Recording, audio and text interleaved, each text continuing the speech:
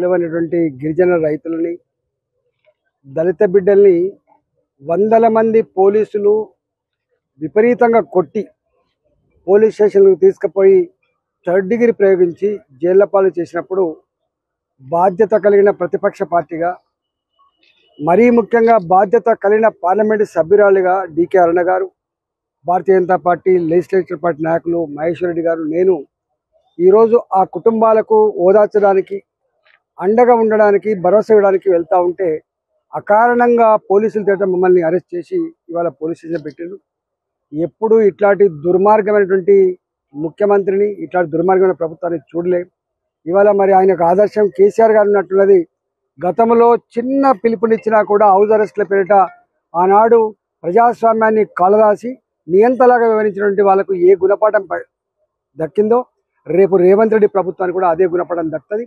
ఎట్టి పరిస్థితులలో అంటే మేము ప్రజాప్రతినిధులుగా మా విధులకి ఆటంకం కలిగించినటువంటి వీళ్ళ మీద పార్లమెంట్లో తప్పకుండా ప్రివిలేజ్ మోషన్ మూవ్ చేస్తాం. ఇవాళ ఇలాంటి వాడిని నిలువరించే ప్రయత్నం చేస్తాం. అవసరమైతే కోర్టులలో కూడా వీటి మీద మేము ఫైల్ చేస్తామని చెప్పి తెలియజేస్తా ఉన్నాం.